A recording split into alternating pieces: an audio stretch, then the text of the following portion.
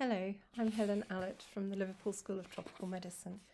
In this lecture we're going to look at some competencies and techniques for an effective mentor-mentee relationship.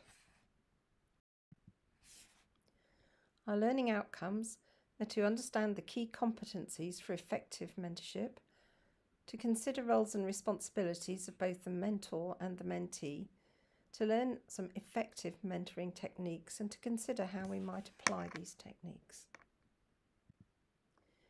This diagram is just a useful reminder of some of the most important key competencies, and we'll work our way around it, starting at the top with self-awareness. So what do we actually mean by self-awareness? Just pause for a minute and think to yourself what this could mean.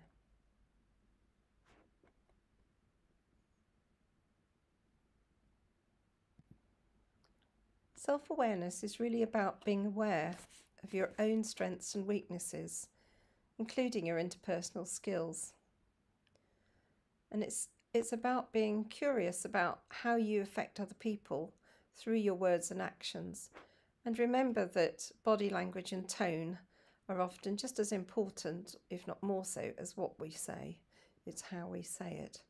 And we always will have an effect on other people, whether it's a positive, affirming effect or a negative effect. So very key to think about ourselves in that context. And then we're going to move on to think about behavioural awareness, which is a kind of extension of self-awareness.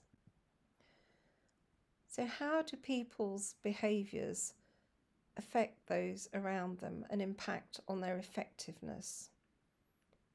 So we need to think and reflect about behaviour and the impact of that behaviour, not just our own, but other people's as well. Just consider when you might have found yourself in a situation where you felt a bit bullied or undermined, and the effect that this might have had on your effectiveness as a clinician.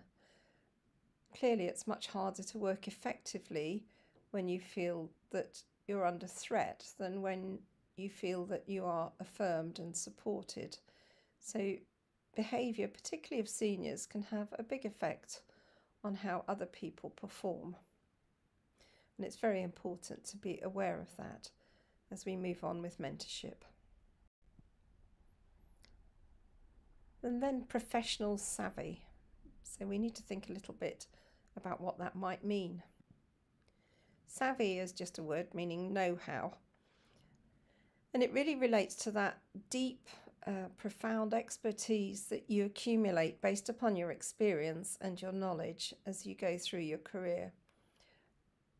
And this can lead to a heightened sense of professional judgment and insight, and then the ability to share that insight and to motivate other people.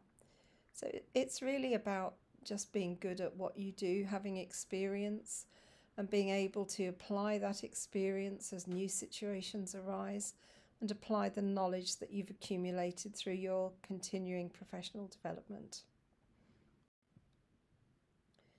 Keeping a sense of proportion is a key aspect of mentorship. You can't fix everything, and it's important to be able to place experiences in a broader context and see the big picture, and to focus on what you can change and not to waste your energy on those things that cannot be changed. So thinking about your contributions and those of your mentees and their strengths and weaknesses in a wider collaborative work context. Perhaps one of the most important competencies for mentorship is good communication skills. Communication requires active listening. And to do that well, we need to actually listen to people. Just remember that we have 2 ears but only 1 mouth, so perhaps we should think about using them in that proportion. We should display open body language when we're listening to people. So we look at them, we might lean forwards if we're talking to them across the desk, so that they feel that we're concentrating on them and that what they have to say is of importance to us. So we show interest. People will not feel that you're interested in them if you're looking around the room and perhaps trying to spot somebody else who might be of greater importance to you while they're speaking to you. So focus on the person who's speaking. It's good to summarise what you think people have said or what you have said regularly throughout a conversation, and to check that you have been understood and that people have been understood when they speak to you. So, for example, you might say to somebody, I think what you're saying to me is this, and then summarise what they have said, and then say, is that correct? So that they know that you are really trying to actively understand what they're talking about and that they can know that you have got it. Important to show empathy. Sometimes mentees will be expressing very difficult feelings about things that have happened and entrusting you with those feelings. So it's very important that we show empathy and are not dismissive, especially when people are exhibiting some distress. And it's good to ask questions, and the mentee and yourself should both be able to ask questions so that you can help with clear expression. So if people are not understanding, it's very important that they feel at liberty to ask further questions so that they can develop their understanding and not feel that they've got to pretend they've understood when they haven't really. So these are all key aspects of communication. I'm sure you can think of many others. These are very important when it comes to developing that trusted mentorship relationship. Thinking about ourselves as learners is absolutely key as mentors, and being committed to our own continuous learning. Perhaps this year, more than any other, has demonstrated to us the need for continuous learning. If you think back to the beginning of 2020, very few of us knew anything much at all about COVID-19. And as January progressed, we learnt a small amount about a disease that seemed confined to China. Sadly, that turned out not to be the case, and this pandemic has developed worldwide. But we didn't know anything about it, and if we hadn't been learning people, we still wouldn't know anything about it. And we have had to learn very quickly a huge amount about the impact of COVID-19 on clinical situations, how to use PPE to the best advantage to keep ourselves and our patients safe, thinking about how best to treat COVID-19 when it arises and what we can do to help people get better. And so many aspects of this new disease. And if we were not people who were committed to active new learning, we would still be in ignorance about it. So very important as we learn and as we perform to ask for feedback about our performance so that we can use constructive criticism to get better at what we do. And it's really important to view criticism as constructive and to give criticism that is constructive, that it's given with the mindset of helping people to do better still. And so we need to be humble as we share our learning and give our feedback. Very important that we set ourselves learning goals and display that commitment to our continuous development and share that with our mentees. So, for example, you may have one or two favourite online journals that you like to read regularly. Many journals these days have open access and they're quite free to view. So things like BMC, pregnancy and childbirth, or reproductive health, there's often very interesting and relevant articles in those journals. So you might determine that you're going to set aside a couple of hours each month to scan through the recent articles that have been added to journals like that and read those that are most relevant to your area of practice, so that you are providing yourself with channels for keeping up to date.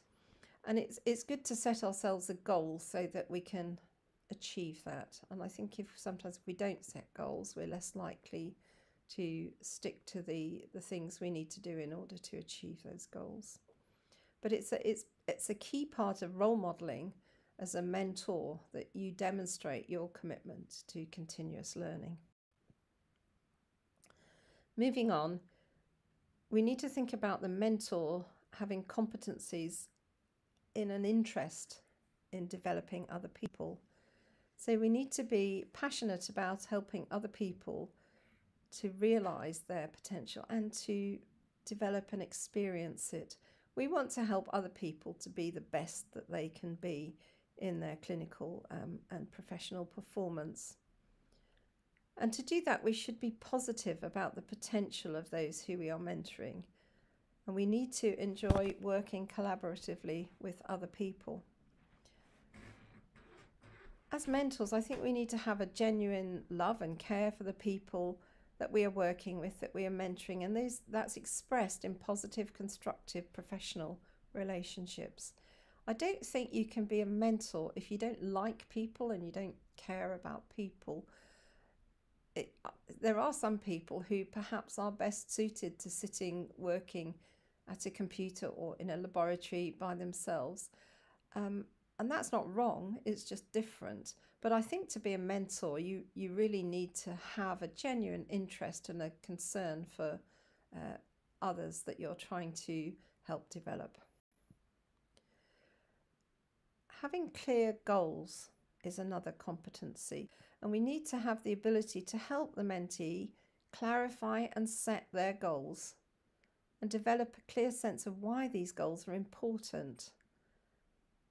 It's important, therefore, to facilitate discussions about arriving in a shared picture between you and the mentee of the desired results. So thinking about the goals and then thinking about the pathways to achieve those goals and get the results that you want. And if the goals are a bit woolly, then they probably are less likely to be achieved than if they are nice and clear. Mentorship is all about relationships, and to have good relationships we need to have positivity and trust. So that means focusing on the positive in any situation and on what can be done to achieve it. It's very rare that everything about a situation is entirely negative, and it's good to look for positives even in the most difficult of situations, and stating things in a positive way. So not saying to the mentee, well, you didn't get that right, did you? But rather saying, let's look at how we can make this even better still. That would be a much more positive way of saying things and making the mentee feel that there's hope for improving things. And we need to demonstrate that we trust each other. And we can do that by being honest and discreet. So where we've said that we will maintain confidences, we should do so, and we should adhere to our commitments. If we've made a commitment to a mentee, we ought to stick to it, even if it makes it a bit more difficult for us. So being trustworthy, being able to be trusted with people's feelings, being able to be honest about your commitments and adhering to them, and sometimes that might mean honestly saying, no, I can't manage that. So none of us like to say no, but sometimes we have to because we're just overloaded. So it's better to be honest rather than to make a commitment that you'll never be able to keep. So there's just a list of issues here, a list of circumstances when we might think about which is more facilitative and which is more directive. So enabling problem solving as opposed to providing the answer would certainly be more facilitative. Whereas if we demonstrate or show how, that's more directive. Promoting good practice is facilitative, and listening more than you talk would also be facilitative. We should expect that our mentees will make mistakes from time to time, and it's good to encourage them to reflect when those mistakes have been made. And so you could go through the rest of this slide and think, well, which of those are facilitative and which are directive? And think, well, neither is wrong. There's a place for both, but just be aware of what it is you're being, really. When you're mentoring, it's always good to ask questions of your mentee because it will make them think, it will stimulate their brains to work rather than just listening to you, giving the facts and giving all the answers. But at the same time, we have to think about how we ask questions. And it's important not to ask leading questions or to manipulate people's thoughts by questions. So asking open questions as opposed to closed questions, it often leads to a much greater richness of discussion. Simply put, if I was to say to you, is it raining? You could only give two answers because you could only say, yes, it's raining, or no, it isn't raining. And that doesn't open anything up to a greater richness of discussion. However, if I was to say to you, what's the weather like today? Then that would allow you to express your opinion about the weather and what you thought of it and how it might be affecting you. So very important to think about the richness that can come from open questioning. And open questions often start with how or why or what, so that they allow for people to express opinions and thoughts surrounding those opinions. This is just a model that's very useful in mentoring techniques. It's called the GROW model. So we start with G, and G stands for goal. And in the goal, we agree the topic and we identify the results that we want to come to, and then we clarify the purpose of achieving those results. So, for example, our topic might be safe management of eclampsia, and the goal might be a mentee who is confident and sure of all the steps to take in safely managing a patient suffering from eclampsia. And the purpose might be, well, these patients come to my facility relatively often, and I need to know how to provide safe care to keep them alive and well. And then the reality is a sort of rain check on where you are now with this issue.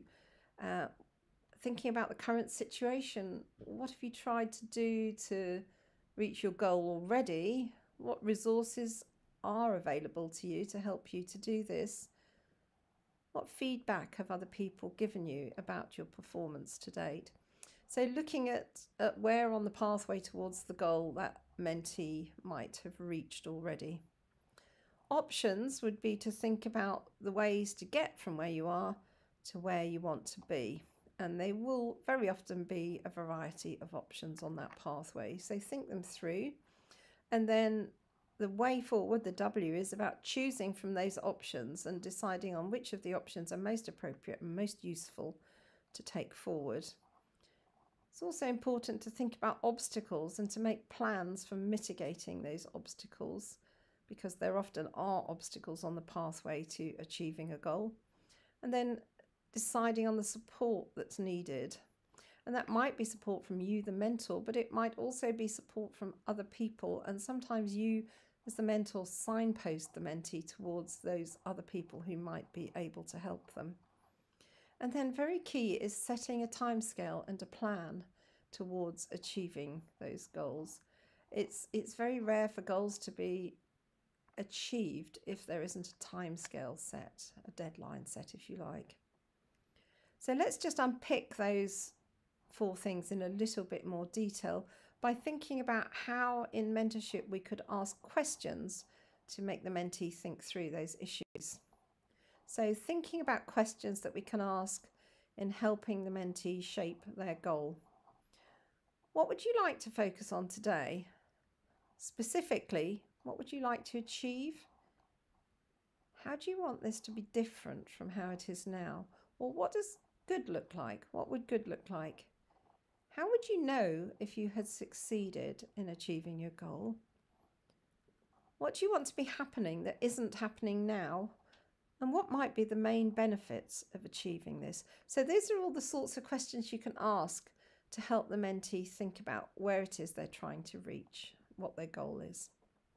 I'm sure there's others as well.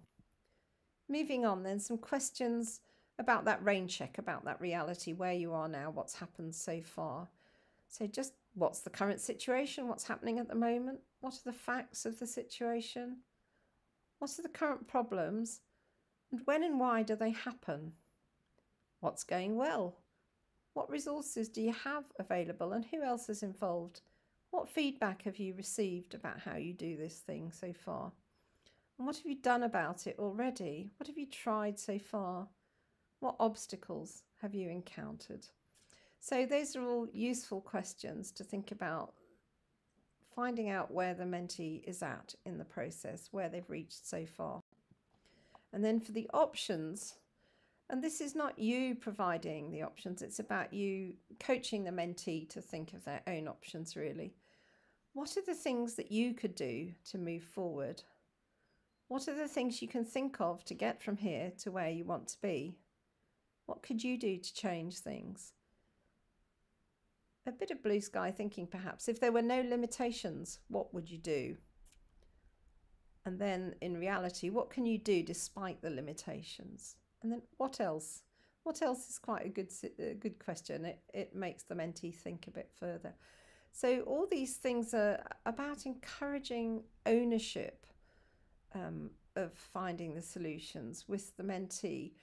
It's not really so much your responsibility as the mentees to work through the options. And so I think it's absolutely key that they have a sense of ownership and they generate their own options. You might need to make some suggestions as well, but primarily try and foster that option seeking and ground it in the mentee's own thinking.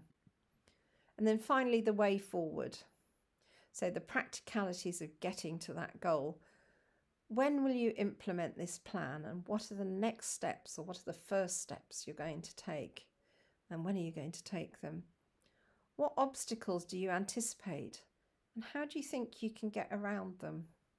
Sometimes it's really important to encourage a mentee to break up the steps towards a goal into each individual step and to think of them as something that they can achieve. Sometimes a goal can seem too big and can be a bit daunting, but if you break up the journey towards that goal into milestones that are quite small, then they seem achievable, and the mentee can be encouraged to think, well, all those small steps will add up in the end to a big distance, and then they will be able to believe that they can achieve what they need to do. What support would you need on your way forward? How will you get it? How can I, as your mentor, support you? And then just for a reality check, on a scale of 1 to 10, what's the likelihood of you sticking to this plan? Because if they're not going to stick to it, or they're unlikely to stick to it, then maybe the plan needs to be changed a little bit. Just finally, a few key thoughts about the do's and don'ts of mentoring. And it's good to ask your participants to reflect on these points as you're training people to be mentors. Because you as mentors will no doubt be training other people to be mentors, as well as undertaking mentorship yourself. So think about listening actively, as we mentioned before, with open body language and showing interest in what people are saying. Don't use most of the time to share your own experiences. That is not a positive thing for a mentor to do. It is valid to share your own experiences with a mentee, but it shouldn't dominate. Don't forget to stay in regular contact with your mentee. Give honest and helpful feedback, but remain positive and patient. That's a do. Connect with the mentee with others who may be able to help. You won't be able to do everything for them yourself, but you may know a man who can, or a woman who can. So be that link person in a chain to signpost the mentee towards somebody who can help them.